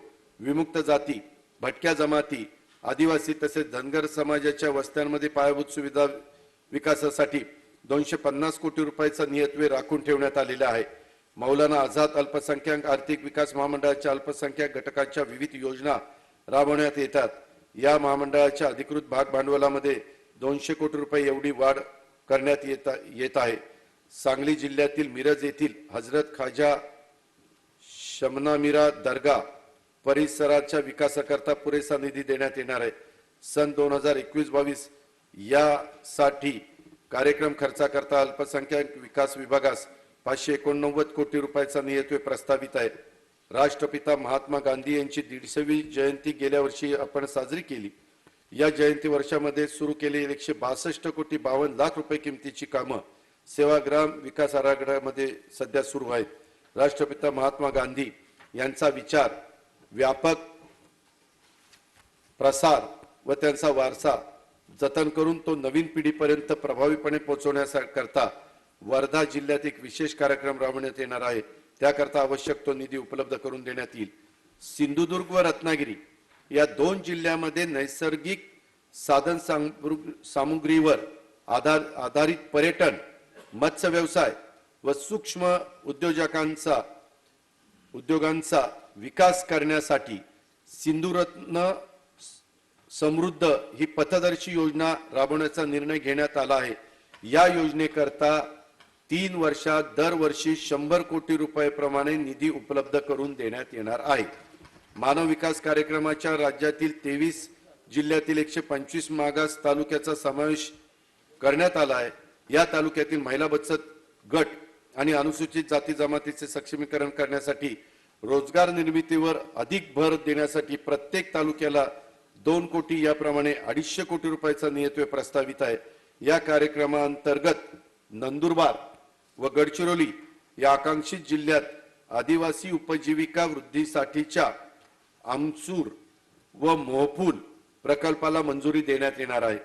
बृहन्मुंबईमध्ये राज्य नियोजन भवन बांधण्याचे प्रस्तावित असून या भवनाचं अंदाजित किंमत 200 कोटी रुपये आहे. सन 2021-22 वर्षासाठी कार्यक्रम खर्चाकरता नियोजन विभागात 4,862 कोटी रुपयाचा नियतव्यय प्रस्तावित आहे. चालू आर्थिक वर्षात जवाहर विहिरी, फलोत्पादन, शेततळी, जलसंधारणाची कामं, शेतपाणंद रस्त्यांची कामं इत्यादींच्या करता रोजगार हमी योजनेसाठी सन 2021-22 मध्ये 1,231 कोटी रुपयाचा नियतव्यय प्रस्तावित आहे. पर्यावरण विभागाचे नामकरण पर्यावरण व वातावरणातील बदल विभाग असे करण्यात आले आहे. हे आपल्याला माहितीच आहे. माझी वसुंधरा हा पर्यावरण संवर्धन व संरक्षणाचा अभिनव उपक्रम या विभागाच्या वतीने हाती घेण्यात आला आहे. या उपक्रमातून नागरिकांना वातावरणातील बदल व पर्यावरणाच्या समस्यांबद्दल जागरूक केले जाईल.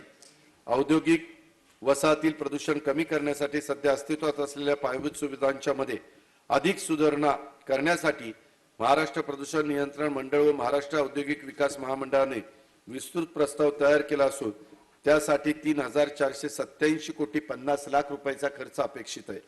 विदेशी पर्यटकांना आकर्षित करून त्यांना स्थानिक संस्कृतीची ओळख करून देण्यासाठी नागपूर येथील बाळासाहेब ठाकरे गोरेवाडा आंतरराष्ट्रीय प्राणी उद्यानाला गोंडवाना थीम पार्क ची निर्मिती करण्यात येत आहे. तिथे सफारी सुरू करण्यात येणार आहे. मुंबई महानगरचे फुफ्फुस असणाऱ्या संजय गांधी राष्ट्रीय उद्यानातील सिंह सफारी व व्याघ्र सफारीची पुनर्रचना, प्राणी संग्रहालयात नवीन प्रजातींचे प्राणी आणणे, ई बस, ई गोल्फ कार्ट, फुलपाखरू उद्यान इत्यादी अभिनव उपक्रम सुरू करण्यात येत आहे. दुर्गम भागात पारंपरिक पद्धतीने वृक्ष लागवड करण्यात येणाऱ्या मर्यादा लक्षात घेता यापुढील काळात तज्ज्ञांच्या सल्ल्याने हवाई बीज पेरणी तंत्रज्ञानाद्वारे वृक्षारोपण करण्याचे शासनाने ठरवलेले समृद्ध महामार्गाच्या दुतर्फा वृक्षराजी निर्माण करण्यावरही विशेष भर देण्यात येत आहे. सन 2021-22 या वर्षाच्या साठी कार्यक्रम खर्चाकरता वन विभागास 1,723 कोटी रुपये आणि पर्यावरण व वातावरण बदल विभागास 246 कोटी रुपयाचा नियतव्यय प्रस्तावित आहे. देशातील 12 ज्योतिर्लिंगापैकी महाराष्ट्रातील श्री क्षेत्र परळी वैजनाथ तालुका परळी जिल्हा बीड, श्री क्षेत्र औंढा नागनाथ तालुका औंढा जिल्हा हिंगोली, श्री क्षेत्र त्र्यंबकेश्वर तालुका त्र्यंबकेश्वर जिल्हा नाशिक आणि श्री क्षेत्र भीमाशंकर तालुका खेड जिल्हा पुणे या तीर्थक्षेत्रांच्या विकासासाठी विशेष निधी उपलब्ध करून देण्यात येणार आहे. खंडेरायाची जेजुरी म्हणून ओळखल्या जाणाऱ्या श्री क्षेत्र जेजुरीगड तालुका पुरंदर जिल्हा पुणे, श्री क्षेत्र बिरदेव देवस्थान आरेवाडी तालुका कवठेमहांकाळ जिल्हा सांगली, नीरा व भीमा नदीच्या पवित्र संगमावर बसलेले श्री क्षेत्र नीरा नरसिंगपूर तालुका इंदापूर जिल्हा पुणे या तीर्थक्षेत्राच्या विकास आराखड्याकरता देखील निधी उपलब्ध करून देण्यात येणार आहे. वंदनीय राष्ट्रसंत तुकडोजी महाराज श्री क्षेत्र मोझरी आणि श्री क्षेत्र कौंडण्यपूर तालुका तिवसा जिल्हा अमरावती तसेच संत गाडगेबाबा निर्माण भूमी वलगाव तालुका जिल्हा अमरावती येथे मूलभूत सुविधांच्या आराखड्याकरता निधी उपलब्ध करून देण्यात येणार आहे. महाराष्ट्रातील 3.5 शक्तिपीठांपैकी अर्धशक्तिपीठ मानल्या जाणाऱ्या श्री क्षेत्र सप्तशृंगी गड तालुका कळवण जिल्हा नाशिक, संत श्रेष्ठ श्री निवृत्तीनाथ महाराज मंदिर त्र्यंबकेश्वर तालुका त्र्यंबकेश्वर जिल्हा नाशिक, श्री क्षेत्र भगवानगड तालुका पाथर्डी जिल्हा अहमदनगर, श्री क्षेत्र नारायणगड आणि श्री क्षेत्र गैरीनाथगड हे दोन्ही बीड जिल्ह्यातील या तीर्थक्षेत्रांच्या विकासाकरता देखील त्या ठिकाणी आवश्यक तो निधी उपलब्ध करून देण्यात येईल. मोरगाव, थेऊर, रांजणगाव, ओझर, लेण्याद्री, महाड, पाली, सिद्धटेक या श्रद्धास्थानांच्या विकासासाठी म्हणजेच अष्टविनायक तीर्थक्षेत्र विकासांतर्गत देखील त्या ठिकाणी निधी उपलब्ध करून देण्यात येईल. संत नामदेव महाराज यांनी वारकरी संप्रदायाचा देशभर विस्तार केला. सन 2021 हे संत नामदेव महाराज यांचे 750वे जयंती वर्ष.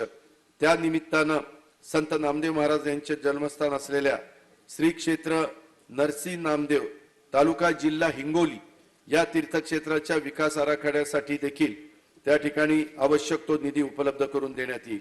संत बसवेश्वर महाराज यांची महाराष्ट्रातील मंगळवेढा जिल्हा सोलापूर येथे 30 वर्षांहून अधिक काळ वास्तव्य होते. त्यांनी सर्वसामान्यांना समता, श्रमप्रतिष्ठा व सदाचाराची शिकवण दिली. संत बसवेश्वर महाराज यांच्या स्मरणार्थ मंगळवेढा जिल्हा सोलापूर स्वर्गीय भारत भालके नेहमी ही मागणी करायचे. येथे स्मारक उभे करण्यासाठी सन 2021-22 मध्ये आवश्यक तो निधी त्या ठिकाणी उपलब्ध करून देण्यात येईल. बंजारा समाजाचे आराध्य दैवत असलेले जगद्गुरू संत सेवालाल महाराजांचे समाधीस्थळ असलेल्या श्री क्षेत्र पोहरादेवी या धार्मिक स्थळाच्या विकास आराखड्याचे काम प्रगतीपथावर आहे. ती पूर्ण करण्याकरता देखील आवश्यक तो निधी सरकारच्या वतीने त्या ठिकाणी देण्यात येईल. स्वर्गीय शंकरराव चव्हाण सुवर्ण महोत्सवी पत्रकार कल्याण निधीच्या व्याजातून ज्येष्ठ पत्रकारांना निवृत्ती वेतन दिले जाते. त्यासाठी सध्या 25 कोटी रुपयाची ठेव असून त्यात आणखीन 10 कोटी रुपयाची भर जाहीर करतो. आद्य पत्रकार बाळशास्त्री जांभेकर यांच्या पोंभुर्ले तालुका देवगड जिल्हा सिंधुदुर्ग येथील स्मारकासाठी देखील आवश्यक तो निधी उपलब्ध करून देण्यात येईल.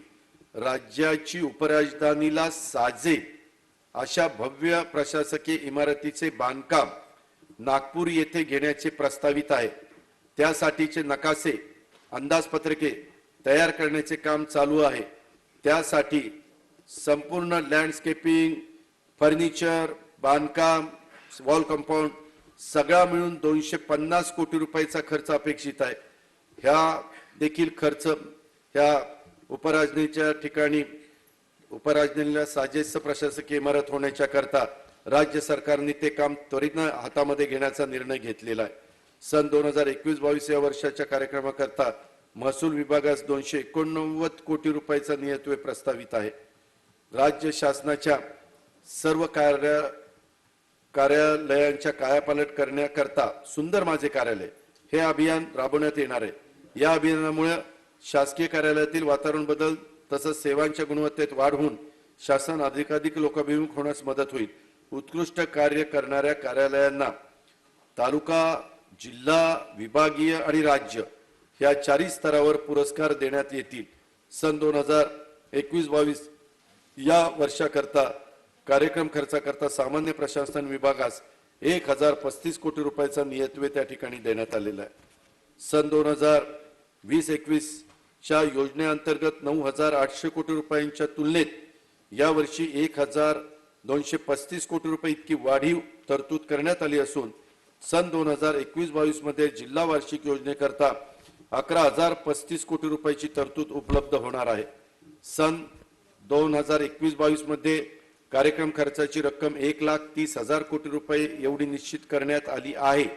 त्यामध्ये अनुसूचित जाती उपाययोजनेच्या 10,635 कोटी रुपये व आदिवासी विकास उपाययोजनेच्या 9,738 कोटी रुपयाचा नियतव्ययाचा समावेश आहे. सन 2020-21 च्या अंदाजपत्रकात महसुली जमा 3,47,457 कोटी रुपये अपेक्षित होती. मात्र यापूर्वी उल्लेख केल्याप्रमाणे यावर्षी केंद्र शासनाकडून प्राप्त होणाऱ्या राज्य हिश्श्याच्या कराच्या रकमेत 14,366 कोटी रुपये घट झाली. या सर्व बाबींचा विचार करून महसुली जमेची सुधारित उद्दिष्ट 2,89,498 कोटी रुपये निश्चित करण्यात आले आहे. सन 2020-21 च्या एकूण खर्चाच्या अर्थसंकल्पीय अंदाज 4,04,385 कोटी रुपये व सुधारित अंदाज 3,79,504 कोटी रुपये इतका आहे.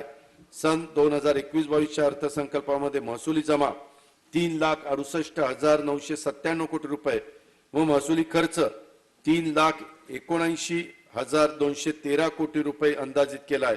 परिणामी 10,226 कोटी रुपये महसुली तूट येत असून लोककल्याणकारी योजना राबवण्यासाठी ही तूट स्वीकारणे क्रमप्राप्त आहे. या वर्षी अर्थव्यवस्थेला गती देणे, रोजगार निर्मिती करता मूलभूत बाबींवर खर्च करण्यासाठी 58,748 कोटी रुपयाची तरतूद केली आहे. त्यामुळे राजकीय तूट 66,641 कोटी इतकी होईल. ही राजकोषीय तूट स्वीकारणे क्रमप्राप्त आहे. राज्याच्या विकासासाठी जी उद्दिष्ट निश्चित केली आहे त्यांच्या प्रतिपूर्तीसाठी शासन प्रयत्नाची पराकाष्ठा करेल अशी ग्वाही मी आपल्या माध्यमातून अध्यक्ष महोदय या सभागृहासह राज्यातल्या जनतेला देतो व अर्थसंकल्पाच्या भाग 2 कडे त्या ठिकाणी वळतो. अध्यक्ष महोदय,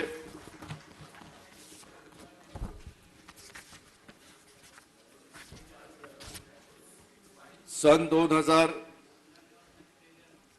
2020-21 या आर्थिक वर्षासाठी कर संकलनाचे सुधारित उद्दिष्ट रुपये 2,18,263 कोटी आहे. त्यापैकी वस्तू व सेवा कर जीएसटी, मूल्यवर्धित कर व्हॅट, केंद्रीय विक्री कर सीएसटी, व्यवसाय कर इत्यादी मुख्य करांसाठी कर संकलनाचे सुधारित उद्दिष्ट रुपये 1,84,519 कोटी रुपये आहे. देशाच्या व राज्याच्या अर्थव्यवस्थेला सद्यस्थितीत आलेली मंदी विचारात घेऊन वरील प्रमाणे ठरवण्यात आलेले सुधारित उद्दिष्ट साध्य करणे कठीण असले तरी शासन सदरचे उद्दिष्ट साध्य करण्याचा पुरेपूर प्रयत्न करेल. कोविड-19 या जागतिक महामारीच्या मुळे राज्याचे मागील एका वर्षात आर्थिक क्षेत्रामध्ये अभूतपूर्व प्रतिकूल परिणाम झाला आहे. त्यामुळे राज्यातील उद्योग, सेवा व इतर क्षेत्रामध्ये देखील मोठी घट झाली आहे. उपरोक्त पार्श्वभूमीचा विचार घेऊन सुद्धा महिलांना केंद्रस्थानी ठेवून मी माझ्या अर्थसंकल्प भाषणाच्या भाग 2 मध्ये खालील प्रमाणे उपाययोजना करत आहे. अध्यक्ष महोदय, या कोरोनाची आम्ही प्राणपणाने लढत राहू. एक दिवस नक्कीच आम्ही कोरोनावर पूर्ण विजय मिळवू. आतापर्यंत दिली तशीच अजून काही काळ साथ द्या. आमच्या साथीने तुम्ही सर्व कोरोनाला मात द्या. निर्धारही आमचाही झाला आहे. राज्याला पुढे न्यायचा, कोरोनाने त्रस्त जनतेला कमीत कमी त्रास द्यायचा आमचे प्रामाणिक प्रयत्न आहे. जनतेला नक्कीच कळतील. कोरोनासह सर्व संकटे आई भवानीच्या आशीर्वादाने टळतील. अध्यक्ष महोदय, मुद्रांक शुल्कामध्ये जागतिक महिला दिनाच्या अनुषंगाने मी केवळ महिला आणि महिलांच्याच नावाने होणाऱ्या घरांचे अभिहस्तांतरण किंवा विक्री करार पत्राचे दस्त नोंदणी केल्यास मुद्रांक शुल्कामध्ये प्रचलित दरातनं 1% सवलत देण्याचे प्रस्तावित करत आहे. यामुळं 1,000 कोटी रुपयाची महसुली तुटीची शक्यता आहे. 1,000 कोटी रुपये. करवाढीचे प्रस्ताव. राज्य उत्पादन शुल्कामध्ये दरात वृद्धी. देशी मद्याचे ब्रँडेड व नॉन ब्रँडेड असे 2 प्रकार निश्चित करून त्यापैकी देशी ब्रँडेड मद्यावरील उत्पादन शुल्काचा दर निर्मिती मूल्याच्या 220% किंवा रुपये 187 प्रति प्रूफ लिटर यापैकी जे अधिक असेल ते प्रस्तावित करीत आहे. त्यामुळे अंदाजे 800 कोटी अतिरिक्त महसूल शासनास मिळणे अपेक्षित आहे. मद्यावरील मूल्यवर्धित कर कायद्याच्या अनुसूची ख नुसार सध्या अस्तित्वात असलेल्या मूल्यवर्धित कराचा दर 60% वरून 65% करण्याचे प्रस्तावित आहे. तसेच मूल्यवर्धित कर कायद्यातील कलम 41(5) नुसार मद्यावर सध्या अस्तित्वात असलेल्या मूल्यवर्धित कराचा दर 35% वरून 40% करण्याचे प्रस्तावित आहे. त्यामुळे अंदाजे 1,000 कोटी रुपयाचा अतिरिक्त महसूल शासनास मिळणे अपेक्षित आहे. वरील प्रस्तावांना सन्माननीय सभासदांचा पाठिंबा मिळेल असा विश्वास मला वाटतो. एवढं बोलतो. जय हिंद, जय महाराष्ट्र.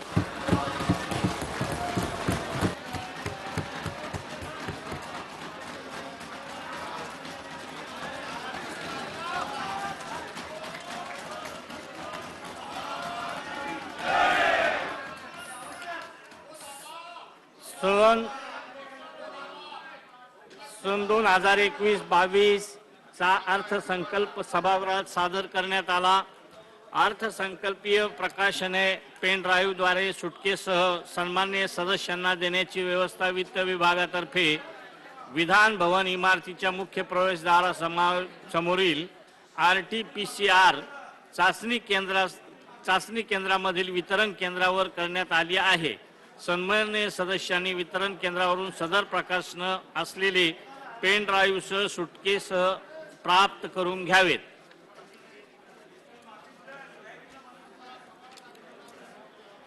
सभागृहाची बैठक आता स्थगित होत आहे. मंगळवार दिनांक 9 मार्च 2021 रोजी सकाळी 11 वाजता सभागृहाची बैठक भरेल.